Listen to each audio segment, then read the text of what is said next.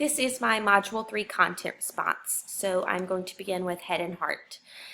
The learning objectives and standards videos were incredibly insightful, especially for me, as I have never had any really education classes in undergrad. I took writing for teachers, but that was mostly based in English. So I really didn't have any previous knowledge about this other than my own research when I decided I wanted to pursue teaching, but having those clear and those concise details about what learning objectives are and how to write them, and then how to really understand standards, that was really helpful to me. And then it also got me thinking about how I will attack the day-to-day as a teacher, and how to be able to write those learning objectives for my mini lessons and my lesson plans and my unit plans, and being able to have them as guidelines, but also being able to be flexible within them and modify them if necessary. So if, for instance, if I assume students would know about something content related, and then I begin teaching and find out nobody understands what I'm talking about, then I'll have to modify and go back to maybe teach some prior knowledge that I need them to have before we begin this new objective. So being able to write them, but also being able to be flexible. And the Dalton Sherman video, he has a great stage presence, especially for a 9-year-old, coming from someone who's always on the stage. I was very appreciative. I was like, "You go, little man."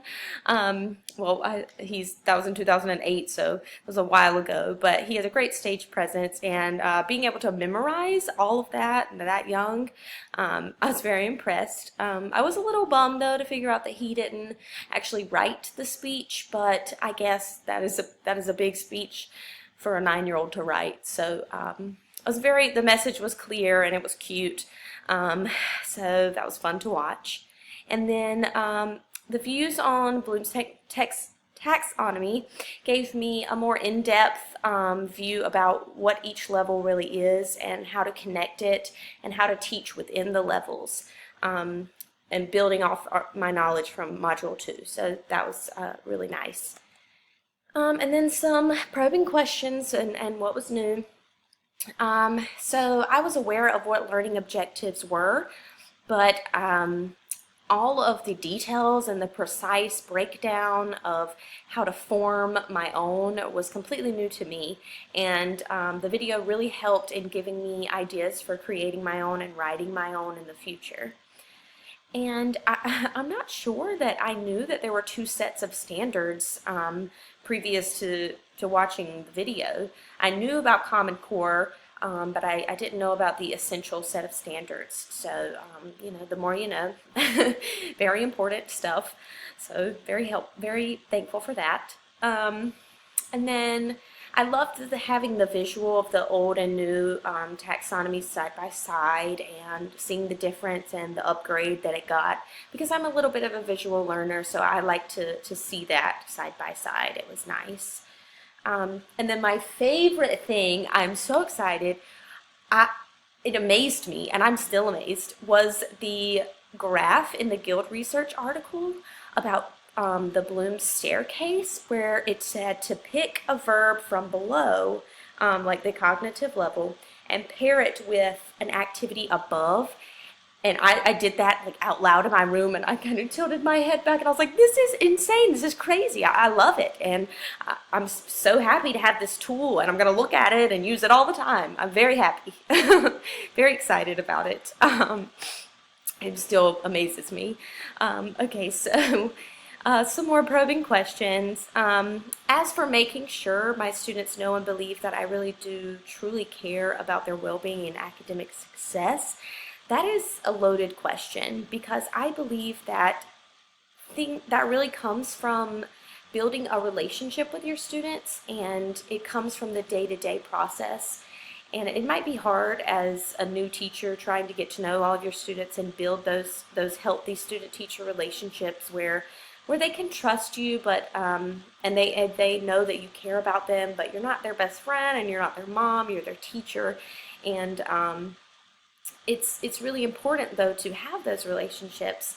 And I think the most important thing is that you have to convincingly act like you are interested in their well-being, because kids and teenagers especially, they'll be able to tell when you're just like, oh, how are you today, just throwing it out there. You're not there, and you're not saying, how are you today?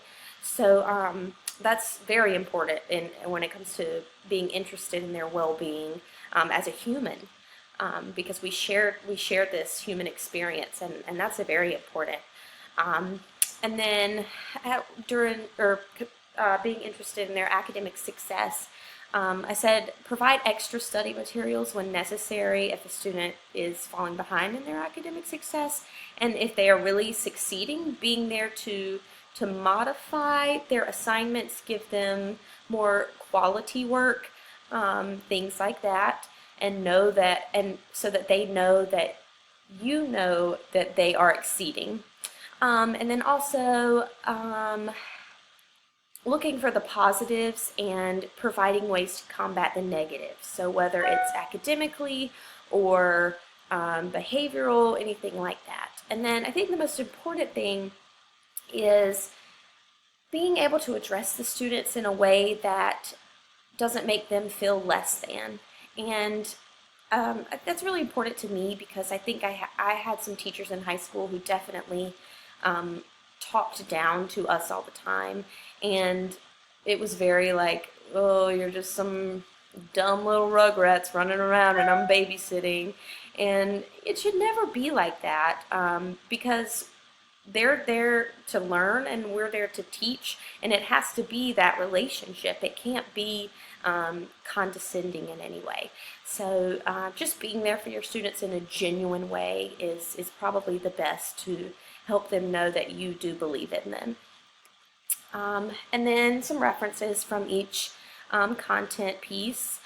The learning objective video, I have a little screenshot here with the color-coded clear layout of the order of how to write your learning objectives and what is needed and when the commas are. I appreciated that at minute marker 4:31. So I have a little screenshot here to look back on and go and rewatch the video when I start to write my own learning objectives. And then the standards video, here's another screenshot of the reading and English language arts standards at minute marker 4:11. They were very helpful as I was trying to figure out all the numbers and the letters and what everything meant and how to read it and how to understand it. So the breakdown of the domain and everything was very helpful. And then the Dalton Sherman video, like I said, he had a nice stage presence.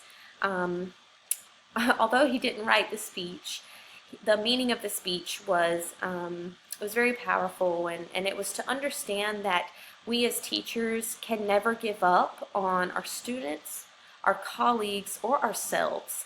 And it was at minute marker 5:50 that Sherman asked, do you believe in yourself? And that is something that we really have to evaluate from time to time, because people talk about self-care, and that really is important, because if you're not sure of yourself, if you're not taking care of yourself, how are you going to be able to help others and help your students and be there for them? If you can't be there for you, you can't be there for them.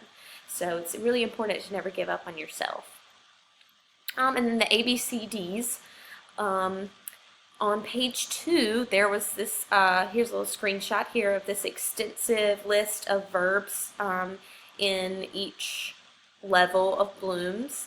And it's very helpful in helping me to become a better writer of learning objectives and having those verbs at my disposal.